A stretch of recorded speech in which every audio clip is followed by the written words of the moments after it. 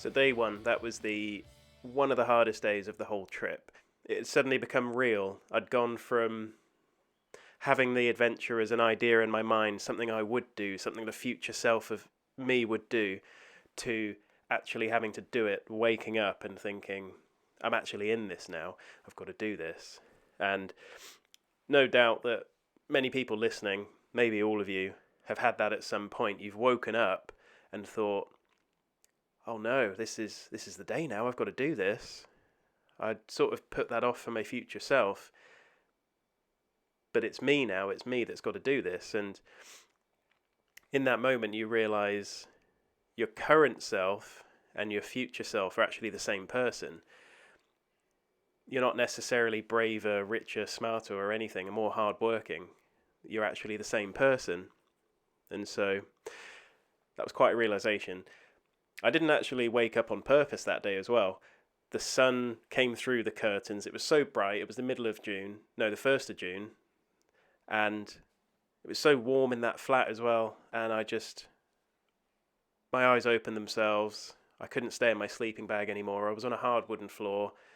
But I tried. I kept trying to go back to sleep. I didn't want to wake up. I didn't want to accept this reality. But I had that real sinking feeling in my stomach. It felt so heavy. It was anxiety. But it was different anxiety to what I'd had in the past. It wasn't anxiety at nothing, being mentally unwell. It was real anxiety for a good reason, which is, in some ways it's worse because you know you've got to do something about it. You can't just take medication or you can't just regulate yourself. You've actually got something in front of you that's really scaring you and you've got to do something about it. So I didn't want to. I just wanted to curl up in the ball in my sleeping bag on Jack's floor and just not get out of bed all day. I actually considered that. I considered leaving on the 2nd of June instead. But then I knew that had become the 3rd of June. And no, I knew I had to leave on this day. I'd calculated it so well. It was supposed to be a 6-month journey from Cornwall to Australia. Ended up being 2 years. But the 6 months journey, the logic behind that was, as I go from Cornwall across Europe and down, leaving on the 1st of June, the way the seasons work, I'll always be kind of warm, because by the time I got to Singapore or Australia, it would be their summer. So it was important to keep up with dates. I also had all the visas planned and all of that stuff. So no, I had to leave on the 1st of June. I'd come down a couple of days earlier to say goodbye to people. It was the first place I'd really felt completely at home. I was part of a social group. I had friends. I had meaning there. I had something to do. I had I was in the Expedition Society. All these things made me feel quite complete, and that was the first time I'd really felt that ever. Obviously, I'd felt it as a child growing up with my parents and school and everything, but that was different. That was different life. So came down to say goodbye to everyone, see everyone again. And that was actually the reason for leaving from Falmouth, from Cornwall, because that first and only place I'd known as home as an adult was ending. I'd graduated from university. I couldn't stay there anymore whether I liked it or not, because if it was up to me, I would have just never left. I would have stayed there, but I had no home anymore. I was mid-20s, couldn't go and live back with my parents. Nowhere else in the country was home, so I had to go and find it, really. I had to go and explore the world, find what home was now, because I'd only really known it once. And so that was one of the driving forces of this adventure. There were so many, there wasn't just one reason. People ask me, why did you do this trip? There's not just one reason, but a lot of those will come up through future episodes, I'm sure. But I was sitting there in the flat with Jack. He was the real last tie with Falmouth.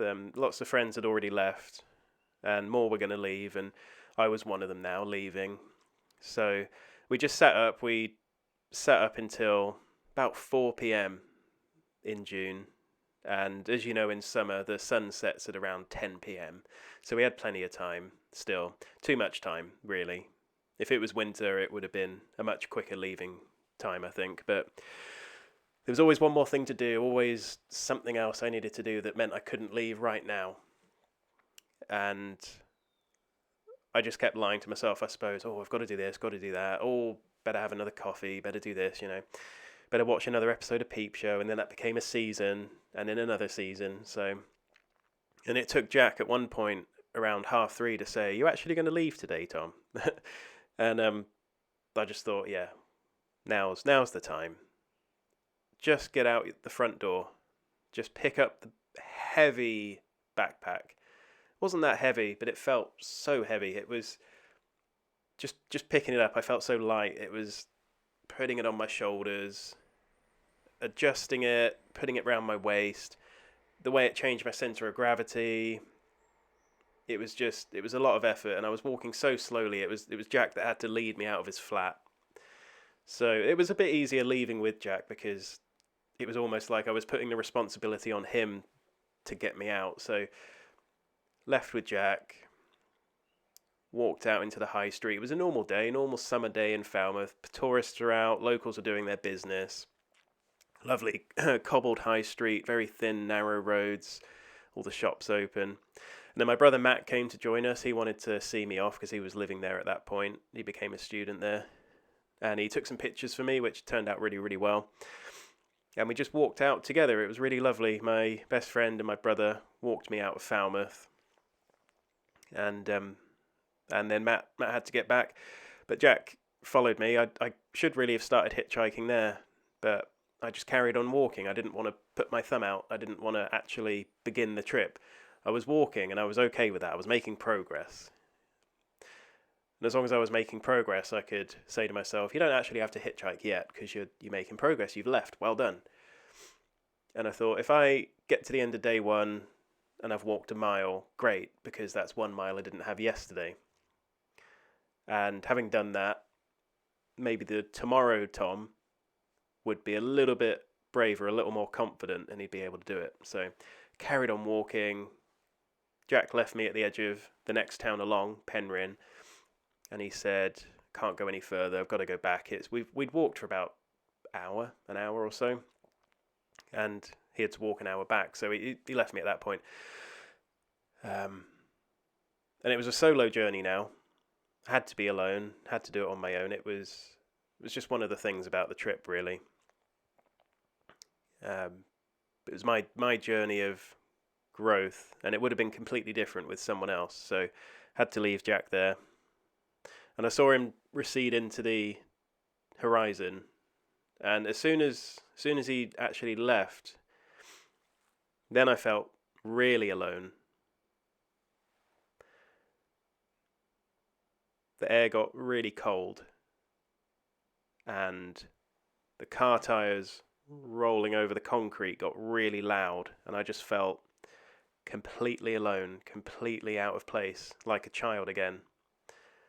And I suppose at that point I'd left home again. So I was out in the big scary world. And it wasn't scary, it was just a little Cornish road, but at that point I saw the whole trip. I saw the gravity of what was ahead of me. And I thought, I've done hitchhiking before, but that's only been relatively local. I've gone to France, I've gone to little bits of Europe that are close to the UK. I've gone all around the UK, but I haven't been beyond Europe. I haven't been into Russia. I haven't been into these countries that are going to get progressively more different. Kazakhstan, Uzbekistan, China. And I'd read adventure stories before leaving on my own of these sorts of places, and the stories I've read were ones that I thought, I can't be in those situations. I don't know how to deal with them. Really brave people do those, but I'm not that sort of person. And I don't think it was a panic attack, because I looked composed. My breathing was relatively normal, but inside I was going through this kind of realization that it wasn't me that could do it. It was someone else's trip. So that really threw a spanner in the works. I couldn't put my thumb out now. I thought, I can't start on this trip. I can't go. But I thought, I can walk. I can keep walking. So carried on walking. But then the pavement ended, and it was just a single lane across a bridge with cars giving way. And I thought, there's no way to walk now. Like, there's constantly cars moving. It's now or never. I've got to either hitch a lift here or turn back. That was it.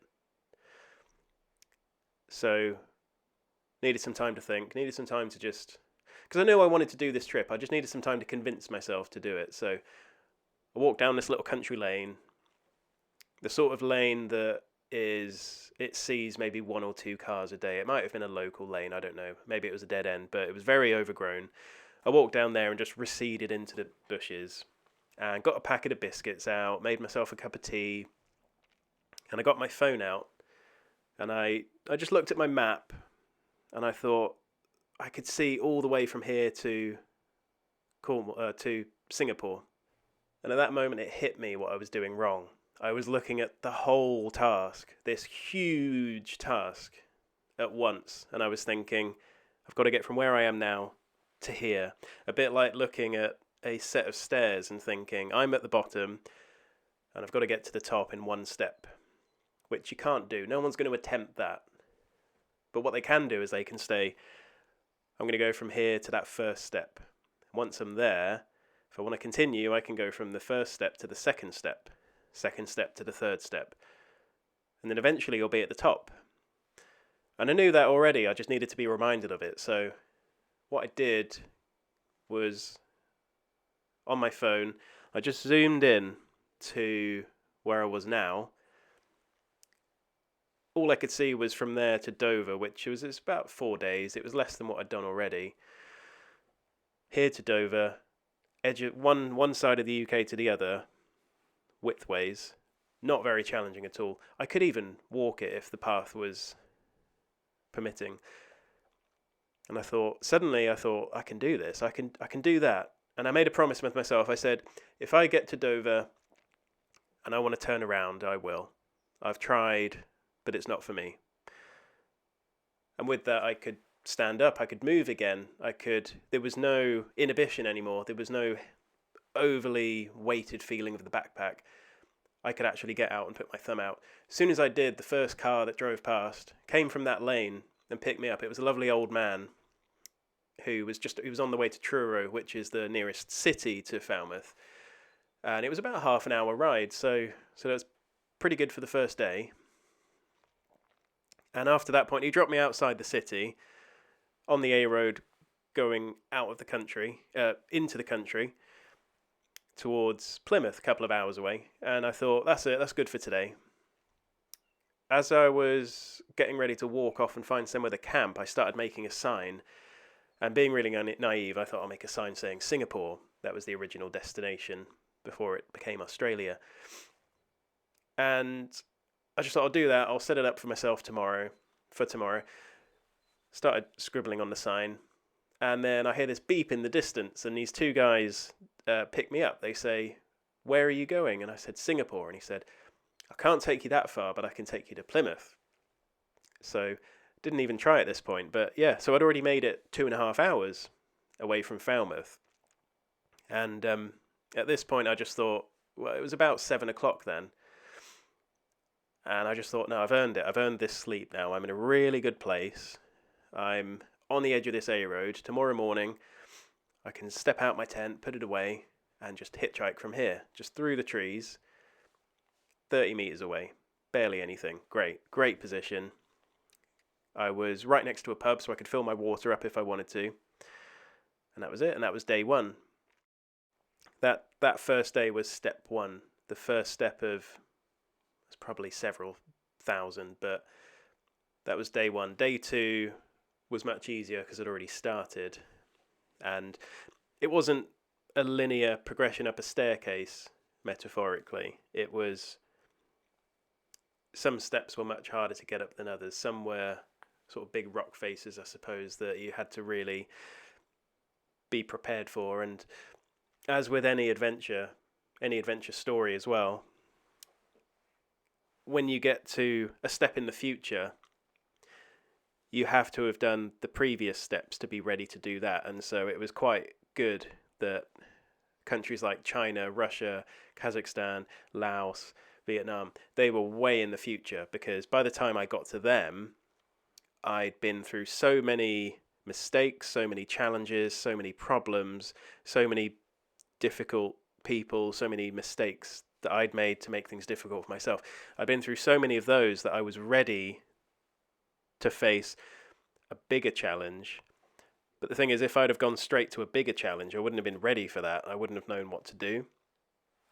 So that's a real lesson I've taught myself, is being scared of doing something. It could be starting a new career, it could be starting a charity, you could be doing your own adventure, something like that. If you're scared of the challenges to come, just have faith that you'll be ready for them. By just starting, you'll be ready for the challenges that are going to come in the future. Because there's going to be unforeseen things. It's a complete unknown going into something new, going into a big challenge. You can't predict what's going to come. You can try and predict it, but you're not going to do very well at that.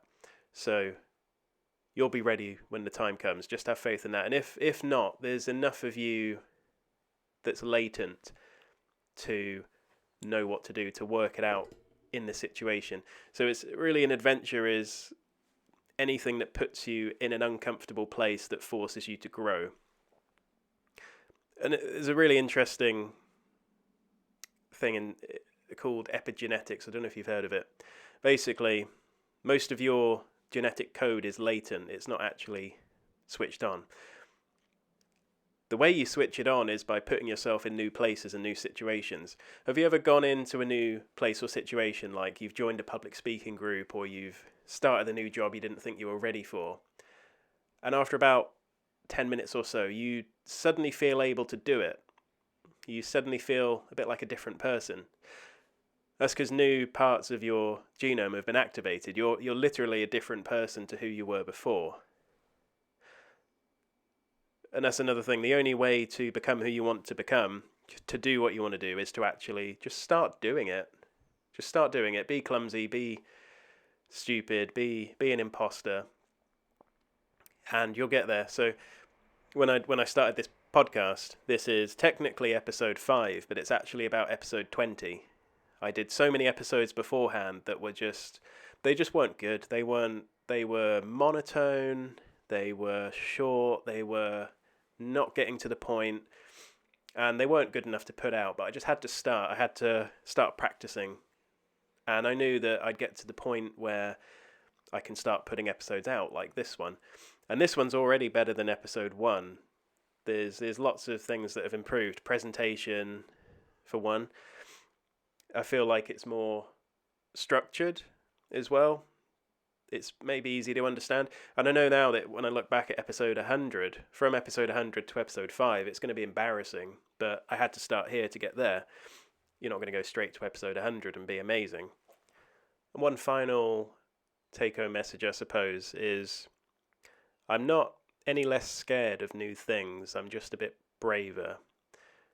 The idea of going off now and hitchhiking still scares me. It still makes me really uncomfortable, and I probably wouldn't do it without a good reason. And I thought that doing this big trip would mean I'm not scared of anything anymore. If I can get through all these scary things, if I can get to the other side of the world by hitchhiking and put myself in uncomfortable position after uncomfortable position, I'll just become a person who isn't scared of anything.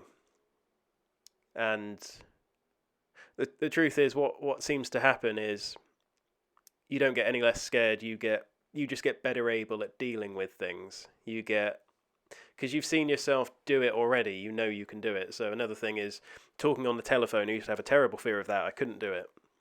Took a job at the call center. Still makes me just as uncomfortable, just as scared of what's going to happen. But I can do it because I've seen myself do it over 100 times, way more than 100. So I can just do it now. I can say to myself, "You've done it. Why can't you do it now? Go do it. Done." So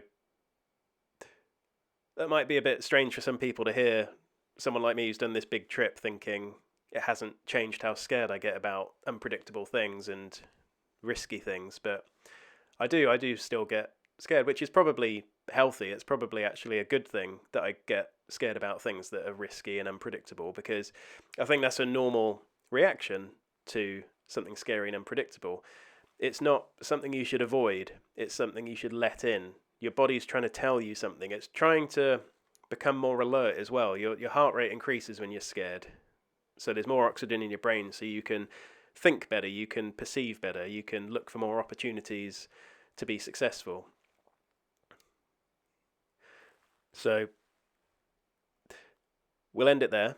Thanks again for listening, and I'll see you next week.